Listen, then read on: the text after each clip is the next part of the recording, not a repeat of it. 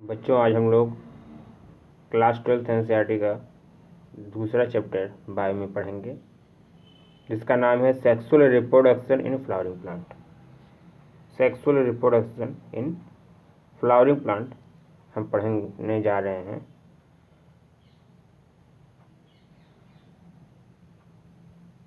Sexual reproduction flowering plant. Actually बेटा, ये जो हम पढ़ा रहे हैं ये एनसीईआरटी लाइन बाय लाइन पढ़ा रहे हैं, और नीट एग्ज़ाम में एनसीईआरटी से बाहर सवाल नहीं आते हैं, तो एनसीईआरटी ही सब कुछ है हमारे लिए। तो जो हम पढ़ा रहे हैं, जो अंडरलाइन करा रहे हैं, उसको आप साथ साथ करते जाओ।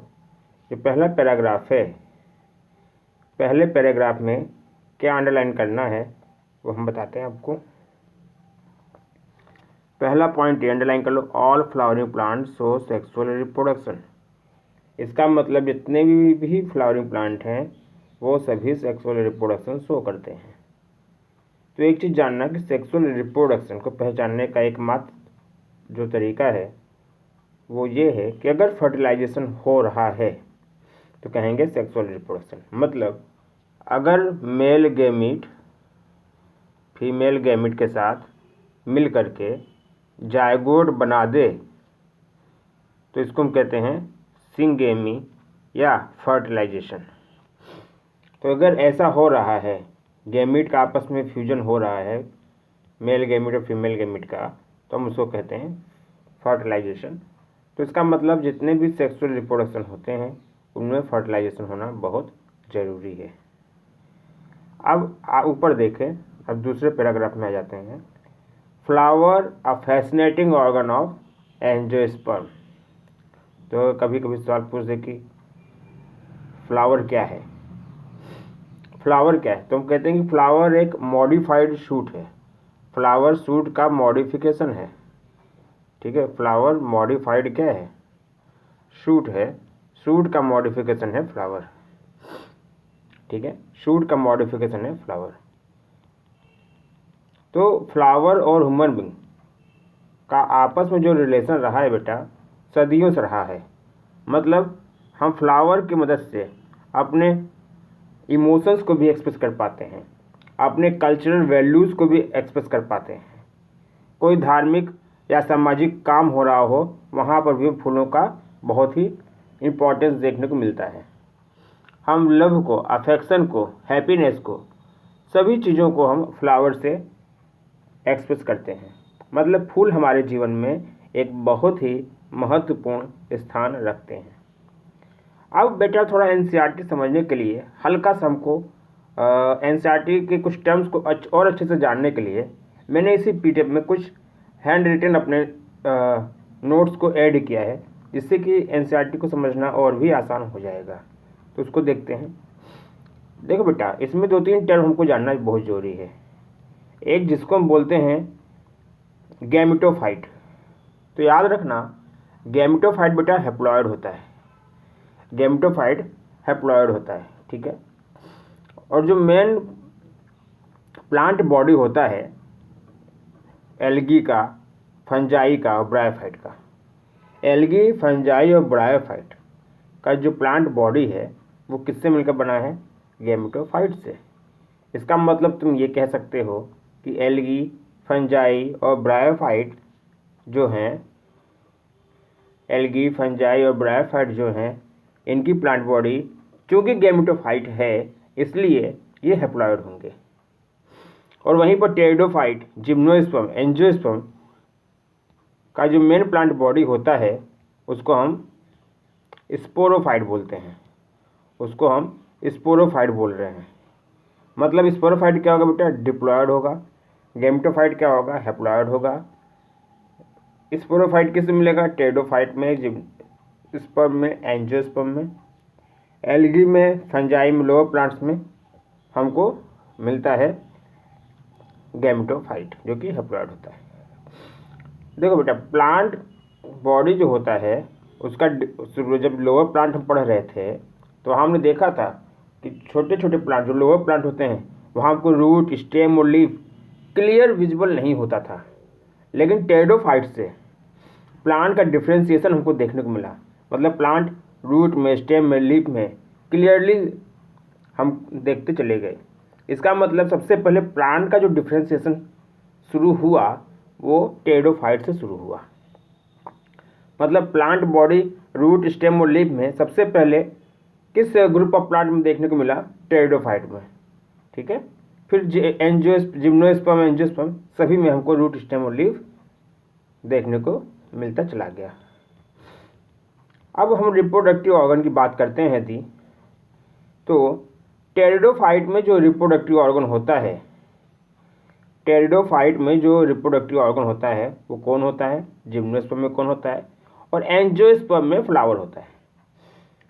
एंजियोस्पर्म में रिप्रोडक्टिव ऑर्गन फ्लावर होता है, इसीलिए हम एंजियोस्पर्म को फ्लावरिंग प्लांट भी बोलते हैं। ठीक है, रिप्रोडक्टिव ऑर्गन एंजियोस्पर्म में फ्लावर होता है, इसीलिए हम एंजियोस्पर्म को फ्लावरिंग प्लांट भी बोलते हैं। फ्लावर क्या होता है बेटा? फ्लावर होता है मॉडिफाइड शूट। फ्लावर होता है मॉडिफाइड शूट। और जितने भी एल्गी होते हैं, fungi, bryophyte, pteridophyte, gymnosperm, angiosperm, ये सभी सेक्सुअली और एसेक्सुअल मोड से, दोनों ही मोड से सेक्सुअल रिप्रोडक्शन करते हैं। अब फ्लावर मॉडिफाइड शूट है, कैसे? देखो बेटा, किसी भी प्लांट में रूट होता है और शूट होता है। रूट जमीन के अंदर जनरली देखने को मिलता है और शूट जमीन के ऊपर सामान्यतः हमको देखने को मिलता है। तो शूट जो होता है वो मॉडिफाई होकर के बड बना लेता है। जो शूट बड में जाता है तो शूट में कुछ स्ट्रक्चरल चेंजेस देखने को मिलते हैं, और उस स्ट्रक्चरल चेंज जो होता है वो हार्मोन के कारण होता है। ठीक है, तो शूट जो बना बड में गया तो उसमें किसका रोल प्ले हुआ? हार्मोन का। हार्मोन के वजह से शूट कन्वर्ट हो गया बड में और बड कन्वर्ट हो गया फ्लावर में। तो शूट गया बड में तो इसमें कुछ स्ट्रक्चर में चेंज होता है, और वो स्ट्रक्चर में चेंज क्यों होता है? हार्मोन के कारण होता है। तो बेटा याद रखना, प्लांट में भी हार्मोन होता है और ह्यूमन बींग्स में भी हार्मोन होते हैं, एनिमल्स में भी हार्मोन का रोल होता है। प्लांट के हार्मोन को हम फाइटो हार्मोन्स कहते हैं। उसको हम पढ़ेंगे क्लास 11th में, प्लांट ग्रोथ एंड डेवलपमेंट। उसमें कई तरह के हार्मोन होते हैं, auxin, cytokinin, gibberellin, ethylene etcetera, abscisic acid, ये सब हार्मोन होते हैं। तो शूट जो होता है उसमें स्ट्रक्चर चेंज होने पर बड बनता है और बड से बन जाता है फ्लावर। और जो फ्लावर का ग्रुप होता है उसको हम बोलते हैं इन्फ्लोरेसेंस। फ्लावर का जो ग्रुप होता है उसको हम बोलते हैं इन्फ्लोरेसेंस। यहाँ पर हम एक क्वेश्चन डिस्कस करना चाहेंगे कि पेडिसेल और पिडंकल में क्या अंतर है। तो याद रखना, फ्लावर का जो स्टॉक होता है, फ्लावर का जो स्टॉक होता है उसको पेडिसेल कहते हैं, वही इन्फ्लोरेसेंस का जो स्टॉक होता है उसको पिडंकल कहते हैं। मतलब एक फ्लावर का जो स्टॉक होगा वो पेडिसेल कहलाएगा, ग्रुप ऑफ फ्लावर का जो स्टॉक होगा उसको हम पिडंकल कहेंगे। आगे देखते हैं। देखो बेटा, प्लांट ग्रुप जो हमारा है उसको दो कैटेगरी में डिवाइड किया गया है, एक स्पर्मेटोफाइटा और दूसरा होता है नॉन स्पर्मेटोफाइटा। स्पर्मा का मतलब होता है सीड, फाइटा का मतलब होता है प्लांट। मतलब स्पर्मेटोफाइटा का मतलब क्या हो गया? ऐसे प्लांट जिसमें सीड बनता हो। तो दो तरह के प्लांट आते हैं, वो एक जिम्नोस्पर्म होता है, दूसरा एंजियोस्पर्म। ये एक ऐसे ग्रुप ऑफ प्लांट हैं जिसमें कि सीड का फॉर्मेशन होता है। और दूसरा ग्रुप है नॉन स्पर्मेटोफाइटा, मतलब इसमें सीड का फॉर्मेशन नहीं होता है। कौन कौन से हैं? Algae, fungi, bryophyte, pteridophyte. याद रखना है यहाँ पे एक चीज़ और, कि कुछ टेरिडोफाइट ऐसे होते हैं जिनमें कि सीड हैबिट देखने को मिलती है, जिसमें कि सीड हैबिट देखने को मिलती है। लोअर प्लांट्स हमने पढ़ा था कि हेटेरोस्पोरी जो होता है, हेटेरोस्पोरी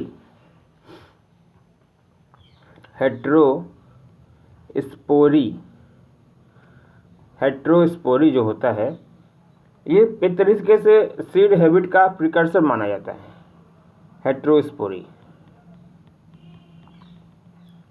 ठीक है, तो टेरिडोफाइट में सबसे पहले सीड हैबिट देखा गया।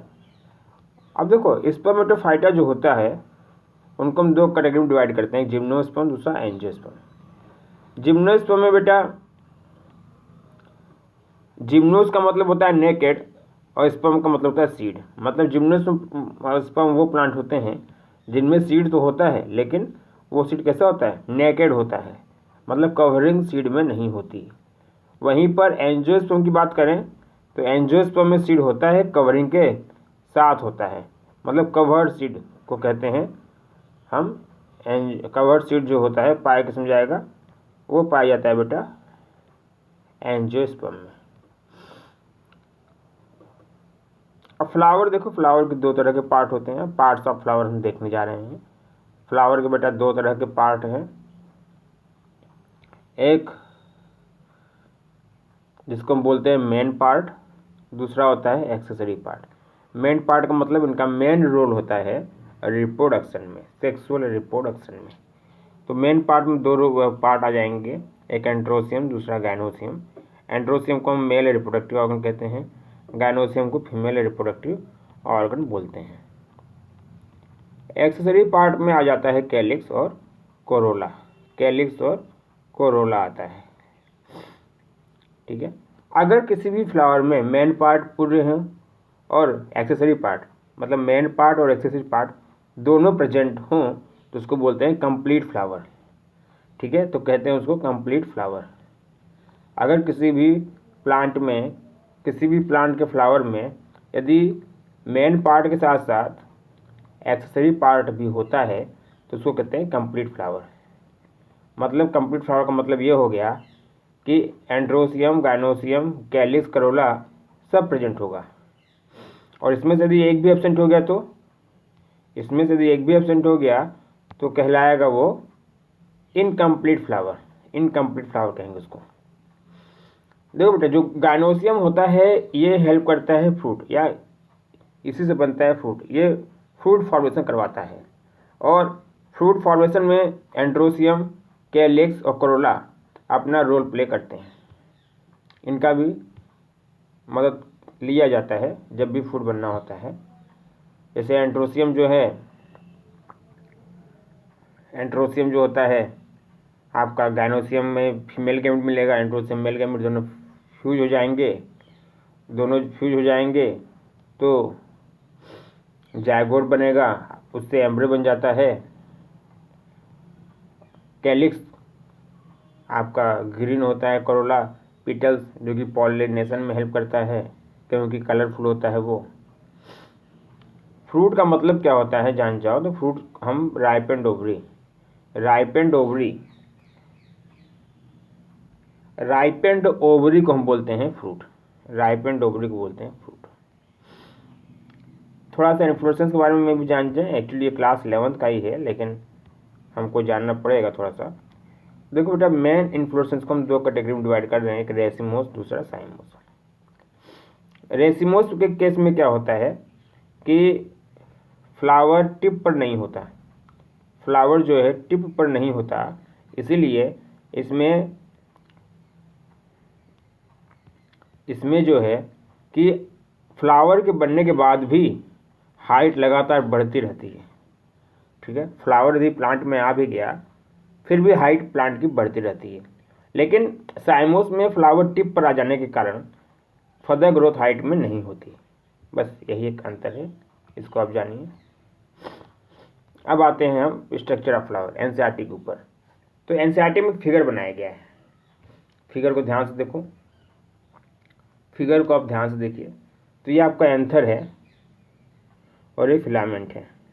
तो याद रखना, एंथर और फिलामेंट को अगर जोड़ दिया जाए, एंथर और फिलामेंट को यदि जोड़ दिया जाए तो क्या बन जाता है बेटा, स्टेमन।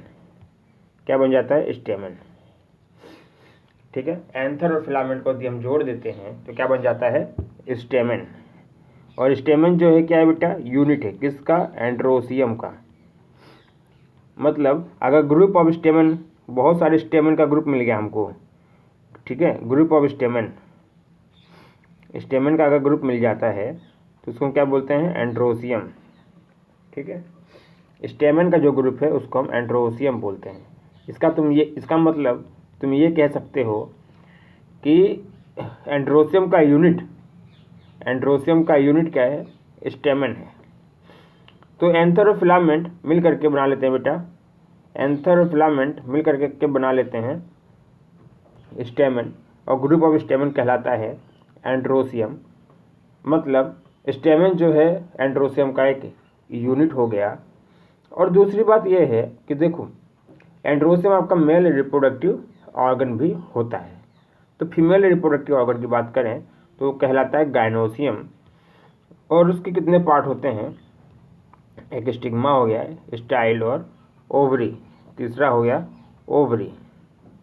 ठीक है, स्टिग्मा, स्टाइल और ओवरी, 3 पार्ट हो गए। पहला स्टिग्मा, दूसरा स्टाइल और तीसरा ओवरी।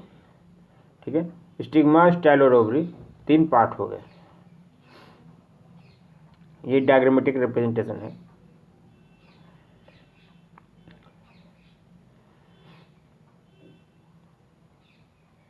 अब फर्टिलाइजेशन देखो, सेक्सुअल रिप्रोडक्शन में फर्टिलाइजेशन तो होगा ही। ठीक है, सेक्सुअल रिप्रोडक्शन में फर्टिलाइजेशन तो होना ही होना है। लेकिन फर्टिलाइजेशन के पहले क्या क्या होता है, कौन कौन से स्ट्रक्चर देखने को मिलते हैं, कौन कौन सी इवेंट होती है, उसके बारे में हम जानेंगे। प्री फर्टिलाइजेशन, फर्टिलाइजेशन के पहले जो भी इवेंट होते हैं उनको हम प्री फर्टिलाइजेशन इवेंट कह सकते हैं। और उनमें हम क्या देख रहे हैं बेटा, उनमें हम देख रहे हैं कि स्ट्रक्चर और क्या क्या इवेंट है।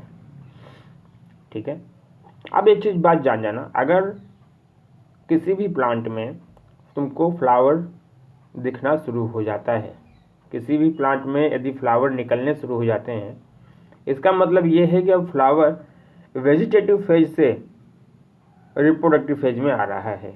मतलब उसका वेजिटेटिव फेज खत्म हो गया, अब वो रिप्रोडक्शन करने के लिए तैयार हो रहा है। तो ये सब चीज़ें जो होती हैं वो हार्मोन के कारण होती है। ठीक है, इसके लिए हार्मोन का रिस्पॉन्सिबल होता है। ठीक है, कई सारे हार्मोनल और स्ट्रक्चरल चेंजेस होते हैं। ठीक, अब इसमें बाकी हमने बता दिया है कि फ्लावर में मेल और फीमेल रिप्रोडक्टिव स्ट्रक्चर जो होता है वो एंड्रोसियम होता है, मेल रिप्रोडक्टिव स्ट्रक्चर गायनोसियम होता है, फीमेल रिप्रोडक्टिव स्ट्रक्चर तो उनको ज़्यादा नहीं पढ़ना है। ठीक है, और मैंने बता दिया था कि एंड्रोसियम जो होता है ग्रुप ऑफ स्टेमन को बोलते हैं एंड्रोसियम, और गायनोसियम जो होता है फीमेल रिप्रोडक्टिव पार्ट को बताता है, एंड्रोसियम जो होता है मेल रिप्रोडक्टिव पार्ट को। तो एंड्रोसियम मतलब मेल रिप्रोडक्टिव पार्ट और गायनोसियम मतलब फीमेल रिप्रोडक्टिव पार्ट। एंड्रोसियम क्या है? ग्रुप ऑफ स्टेमन, और गायनोसियम क्या है? Group of pistil. ठीक है, अब स्टेमन के बारे में पढ़ेंगे, स्टेमन माइक्रोस्पोरेंजियम के बारे में पढ़ेंगे और पॉलन ग्रेन के बारे में पढ़ेंगे। स्टेमन, माइक्रोस्पोरेंजियम और पॉलन ग्रेन, जैसा कि बेटा हमने बता दिया था कि स्टेमन के 2 पार्ट होते हैं, एक एंथर, दूसरा फिलामेंट। तो क्या बन जाता है? स्टेमन बन जाता है। एंथर और फिलामेंट मतलब 2 पार्ट हो गए स्टेमन के, एक हो गया फिलामेंट, है ना, और दूसरा हो गया एंथर। तो स्टेमन के 2 पार्ट हो गए, एक हो गया एंथर, दूसरा हो गया फिलामेंट। ठीक है, तो जो एंथर होता है जनरली वो बाइलोब्ड होता है। एंथर कैसा होता है? वो बाइलोब्ड होता है, मतलब उसको 2 लोब होते हैं। ये आपका एंथर है और जो स्टॉक है वो है फिलामेंट। एंथर जनरली बाइलोब्ड होता है।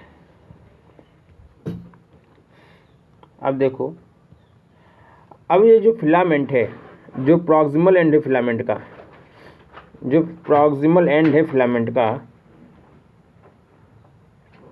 जो प्रॉक्सिमल एंड है फिलामेंट का, वो या तो थैलेमस से जुड़ जाता है या पीटल से जुड़ जाता है। मतलब यदि फिलामेंट पीटल से जुड़ता है, या हम ये कह सकते हैं कि अगर स्टेमन पीटल से जुड़ता है तो उस कंडीशन को हम बोलते हैं ईपीपीटेलस कंडीशन। ईपीपीटेलस कंडीशन। तो याद रखना, यहाँ पे एक टर्म है ईपीपीटेलस कंडीशन। क्या कहता है? ईपी, स्पेलिंग देख लो, पीटेलस कंडीशन। ईपीपीटेलस कंडीशन का मतलब क्या हो गया? स्टेमन किससे जुड़ गया बेटा? पीटल से। ठीक है, अगर स्टेमन पीटल से जुड़ जाता है, मतलब फिलामेंट यदि पीटल से जुड़ जाता है तो कहलाता है ईपीपीटेलस कंडीशन। मतलब स्टेमन अगर पीटल से जुड़ गया तो कहलाएगा ईपीपीटेलस कंडीशन। ठीक है, ईपीपीटेलस कंडीशन।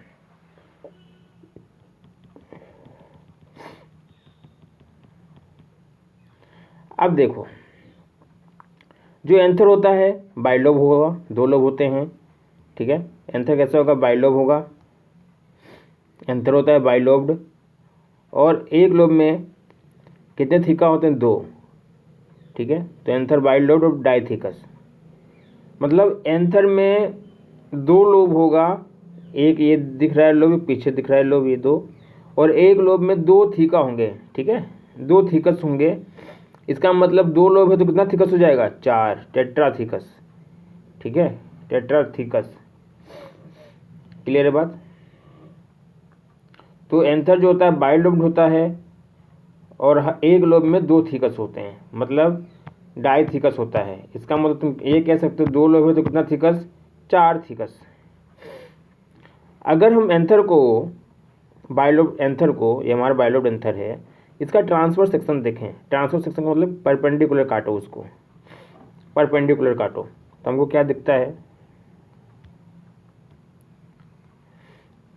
अगर एंथर को परपेंडिकुलर काटा तो हमको दिखता है कि एंथर जो है वो 4 साइडेड टेट्रागोनल स्ट्रक्चर है। ये 4 साइडेड स्ट्रक्चर है जिसमें कि 4 माइक्रोस्पोरेंजिया हैं जो कि 4 कॉर्नर पे हमको दिखेंगे। जैसे कि इस तरीके का हमको स्ट्रक्चर दिखता है, यहाँ पर एक माइक्रोस्पोरेंजिया, यहाँ पर एक माइक्रोस्पोरेंजिया, यहाँ पर एक और यहाँ पर एक। ठीक है, तो एंथर का अगर हमने ट्रांसफर सेक्शन काटा तो देखो ये हमारा एक लोब हो गया और ये हमारा 2 लोब हो गए। तो 2 लोब हो गया कि नहीं?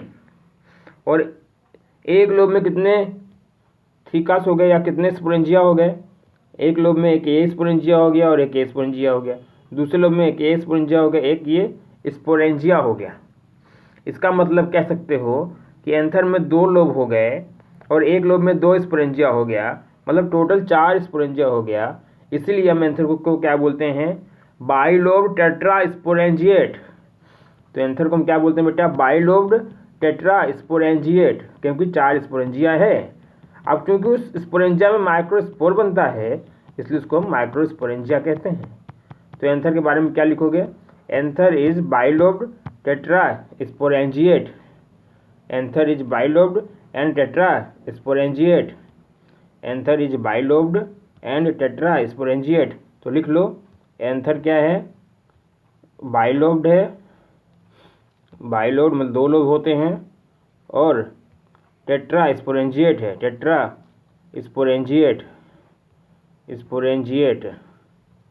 ठीक है, तो एंथर कैसा हो गया? बाइलोब्ड है, टेट्रा स्पोरेंजिएट है। ठीक, अब आगे बढ़ते हैं। अब यही देखो जो टेट्रा स्पोरेंजिया, जो कॉर्नर पर हमने 4 स्फेरिकल स्ट्रक्चर दिखाए थे आपको, उन्हीं को हम माइक्रोस्पोरेंजिया कहते हैं। और वही माइक्रोस्पोरेंजिया बेटा आगे डेवलप होकर के पॉलन सेक का फॉर्मेशन करते हैं। वही माइक्रोस्पोरेंजिया आगे चल करके पॉलन सेक बनाते हैं। ठीक है, अब हम थोड़ा आगे देखते हैं स्ट्रक्चर क्या होता है माइक्रोस्पोरेंजिया का। अगर हम ट्रांसफर सेक्शन मतलब परपेंडिकुलर, एंथर को परपेंडिकुलर काटते हैं तो हमको क्या क्या दिखता है? जब हम एंथर का ट्रांसफर सेक्शन काटते हैं तो हमको सर्कुलर स्ट्रक्चर देखने को मिलता है। तो उसमें उस सर्कुलर स्ट्रक्चर में बेटा अगर हम ट्रांसफर सेक्शन काटते हैं तो एक माइक्रोस्पोरेंजियम जनरली हमको सर्कुलर दिखाई देती है। जनरली जो स्पोरेंजिया होता है, जो एंथर होता है, एंथर की जो वॉल लेयर होती है, ठीक है। अब जैसे कि हमने ट्रांसफर सेक्शन काटा, हमने आपको दिखाया था कि 4 कॉर्नर पे 4 स्फेरिकल स्ट्रक्चर हमने दिखाया था, उनको हमने माइक्रोस्पोरेंजिया कहा। ठीक है, एंथर के देखो, एंथर का आज हम ट्रांसफर सेक्शन काटेंगे मतलब परपेंडिकुलर एंथर को काटेंगे तो हमको एंथर की 4 लेयर्स दिखती है, उसको हम एंथर वॉल बोलते हैं। उसको बेटा हम एंथर वॉल बोलते हैं। ठीक है, तो एंथर वॉल जो होता है 4 लेयर से बनती है। सबसे बाहर लेयर, इनका क्रमशः है, याद रखना। इसको याद करने का तरीका हमने बना दिया, E square M T. E square M T क्या है बेटा? ये एंथर की वॉल है। ठीक है, ये एंथर की वॉल है। सबसे बाहर कौन सी वॉल है? एपिडर्मिस। सबसे बाहर कौन सी वॉल है? एपिडर्मिस। उसके बाद एंडोथीलियम, फिर मिडिल लेयर, फिर टेप्टम। मतलब टेप्टम जो होता है वो माइक्रोस्पोरेंजिया को सराउंड करता है, घेरता है। ठीक है, सबसे बाहरी लेयर एपिडर्मिस, सबसे अंदर की लेयर टेप्टम। यह ऑर्डर पूछा भी जाता है कि एंथर की जो वॉल है उसमें कितने लेयर होते हैं? 4 लेयर होते हैं। सबसे बाहरी लेयर कौन सा है? एपिडर्मिस। सबसे अंदर की लेयर टेप्टम। तो जो बाहर की 3 लेयर होती है बेटा, आउटर 3 लेयर्स जो होती है वो क्या काम करती है, तो जो आउटर 3 लेयर्स होती है वो काम करती है प्रोटेक्शन का, मतलब वो प्रोटेक्ट करती है एंथर को, और एंथर को डेhiscence में भी, एंथर को तोड़ने में या डेhiscence में भी रोल प्ले करती है। मतलब एपिडर्मिस, एंडोथेलियस, मिडिल लेयर, इनका काम क्या है, प्रोटेक्शन का, as well as dehiscence of anther. क्योंकि अगर एंथर वॉल टूटेगा नहीं तो जो माइक्रोस्पोरेंजिया है उसके अंदर जो पॉलन ग्रैंड बन रहा है वो बाहर निकलेगा नहीं। इसलिए पॉलन ग्रैंड को बाहर निकालने के लिए एंथर वॉल का टूटना जरूरी है। ठीक है, तो एंथर वॉल जो है 4 लेयर्स मिलकर के एंथर की वॉल बनती है। कौन कौन सी, एपिडर्मिस, एंडोथेलियस, मिडिल लेयर, टैपेटम। इसको याद करने का तरीका क्या है, E²MT। तो शुरुआत की 3 लेयर जो होती है उनका बस यही काम है, प्रोटेक्ट करना एंथर को, और साथ ही साथ एंथर वॉल को तोड़ना, ताकि जो माइक्रोस्पोरेंजिया के अंदर पॉलन ग्रैंड बन रहा है वो बाहर निकल सके। अब जो इनर मोस्ट लेयर है, जो अंदर की लेयर है, उसको हम बोलते हैं टैपेटम। इनर मोस्ट लेयर क्या है, टैपेटम। याद रखना, टैपेटम क्या है, इनर मोस्ट लेयर। टैपेटम का काम क्या है, टैपेटम जो होता है ये नरिशमेंट प्रोवाइड करता है। किसको नरिशमेंट देगा बेटा, सब वो देगा जो पॉलन ग्रैंड बन रहा है किसके अंदर, माइक्रोस्पोरेंजिया के अंदर, उसको नरिशमेंट प्रोवाइड करता है कौन, टैपेटम। उसको नरिशमेंट प्रोवाइड करता है कौन, टैपेटम। टैपेटम के बारे में और भी जानकारी हम शेयर करेंगे। तो टैपेटम का पहला जो इम्पोर्टेंट काम है वो क्या है, नरिशमेंट प्रोवाइड करना, किसको, पॉलन ग्रेन्स को। जनरली हम ये देखते हैं कि टैपेटम के जो सेल्स होते हैं उनमें साइटोप्लाज्म का बहुत डेंस होता है। ठीक है, डेंस साइटोप्लाज्म के साथ साथ उनके जो न्यूक्लियस होते हैं वो जनरली एक से ज़्यादा न्यूक्लियस होता है। ठीक है, एक से ज़्यादा न्यूक्लियस देखने को मिलता है टैपेटम में। प्लॉइडी मतलब 2n से ज़्यादा होगी। ठीक, अब देखो, जब एंथर यंग होता है तो कई सारे कॉम्पैक्टली अरेंज होमोजेनस सेल बना लेते हैं स्पोरोजेनस टिश्यू।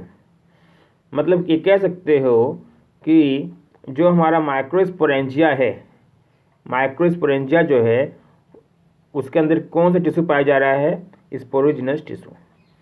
ठीक है, माइक्रोस्पोरेंजिया जो है उसके अंदर कौन सा टिश्यू पाया जा रहा है, स्पोरोजेनस टिश्यू। ठीक है, तो होता क्या है कि अब पढ़ेंगे हम माइक्रोस्पोरोजेनेसिस।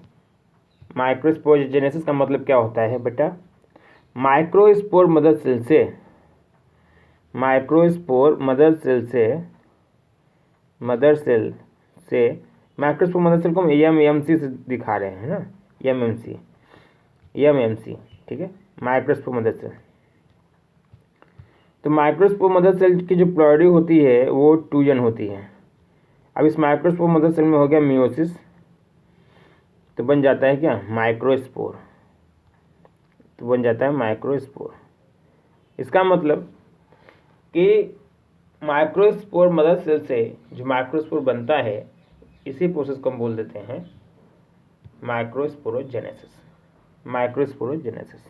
ठीक है, जनरली वो माइक्रोस्पोर अकेले नहीं बनते हैं, अकेले नहीं देखने को मिलते हैं। वो माइक्रोस्पोर 4 माइक्रोस्पोर बनता है जो कि अपने आपस में शुरुआत में अटैच होता है, एक केमिकल के द्वारा जुड़े हुए होते हैं। उस केमिकल को बोलते हैं केलोज। केलोज केमिकल क्या होता है कि माइक्रोस्पोर मदर सेल से जो 4 माइक्रोस्पोर बना है इनको आपस में जोड़ कर रखता है। तो चारों माइक्रोस्पोर जो आपस में जुड़े हुए हैं इसको हम बोलते हैं माइक्रोस्पोर टेट्राड बोलते हैं, माइक्रोस्पोर टेट्राड कहा जाता है ये। ठीक है, तो एनसीईआरटी ने वही लिखा है कि स्पोरोजेनस टिश्यू के जो सेल होते हैं वो मियोसिस अंडरगो करते हैं और क्या बना लेते हैं, माइक्रोस्पोर टेट्राड। या सिंपल भाषा में हम ये कहें कि माइक्रोस्पोर मदर सेल से जो माइक्रोस्पोर बनाया जाता है उसी को बोलते हैं माइक्रोस्पोरोजेनेसिस। अब देखो बेटा, ये हमारा एंथर का वॉल है। सबसे बाहरी लेयर कौन सी है, epidermis number 1, number 2 endothelium, number 3 middle layer, number 4 tapetum. सबसे बाहरी layer epidermis, inner most layer tapetum. शुरुआत की लेयर का काम क्या है, प्रोटेक्शन और डेhiscence ऑफ एंथर। अब इसमें कुछ नहीं पढ़ना, आगे देखो।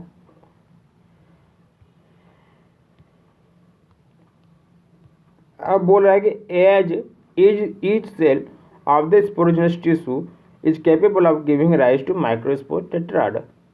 मतलब कि स्पोरोजेनस टिश्यू जो कि माइक्रोस्पोरेंजिया के अंदर टिश्यू पाया जाता है उसको हम बोलते हैं स्पोरोजेनस टिश्यू। मतलब उन सभी टिश्यू में जो होते हैं वो सेल से मिलकर बने हुए होते हैं।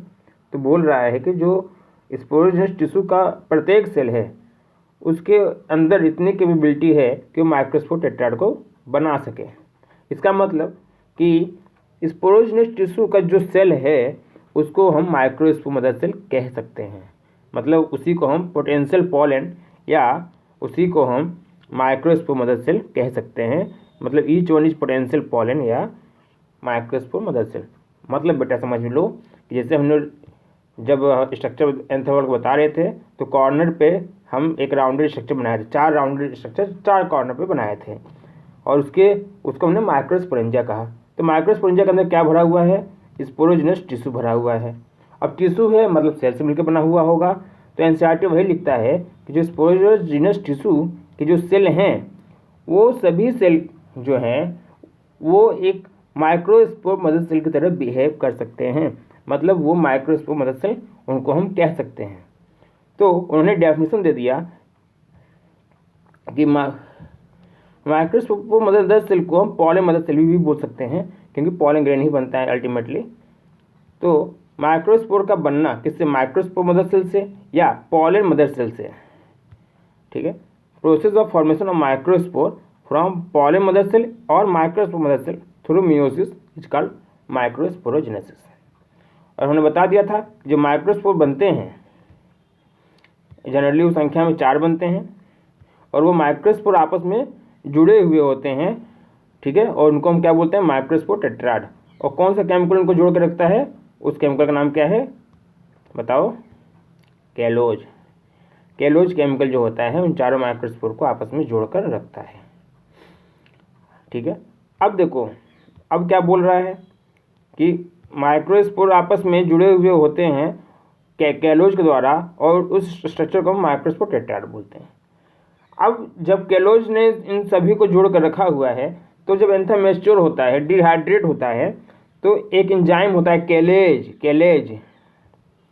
कैलेज एंजाइम क्या करता है कि जो टेट्राड के फॉर्म में माइक्रोस्पोर हैं उन पर एक्ट करके इनको अलग अलग कर देगा।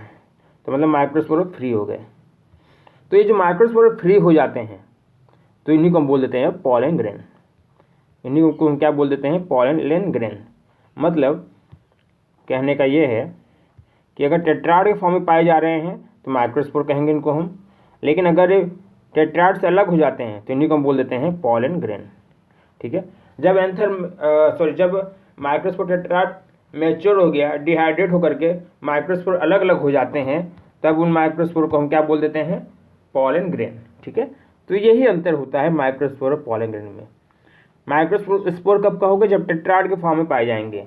जब टेट्राड से अलग हो जाते हैं तो उनको बोल देते हैं पॉलन ग्रेन। एनसीईआरटी भी वही लिखता है। एनसीईआरटी क्या लिखता है? As the anther mature and dehydrate microspore dissociate from each other and develop into pollen grain. Pollen grain में डेवलप हो जाता है। तो बेटा अगली क्लास में हम लोग पॉलन ग्रेन के बारे में डिस्कस करते हैं।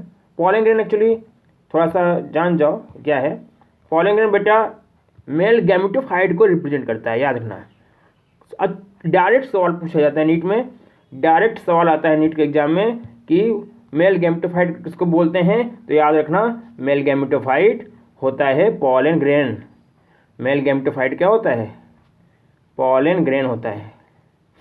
मेल गैमेटोफाइट क्या है? Pollen grain. याद रखना, यहीं पर जान जाओ फीमेल गैमेटोफाइट क्या है। तो फीमेल गैमेटोफाइट हम बोलते हैं एम्ब्रियो सेक को। फीमेल गैमेटोफाइट क्या हो गया? फीमेल गैमेटोफाइट एम्ब्रियो सेक को। एम्ब्रियो सेक होता है बेटा फीमेल गैमेटोफाइट और मेल गैमेटोफाइट क्या हो गया? Pollen grain. याद रखना डायरेक्ट सवाल नीट में आता है। ठीक है, डायरेक्ट सवाल नीट में आता है, इसको तुम याद रखना। Male gametophyte pollen grain, female gametophyte embryo sac. तो आज की क्लास बेटा हम यहीं पर ख़त्म करते हैं। अगली क्लास हम लोग आगे पढ़ेंगे। धन्यवाद, थैंक यू।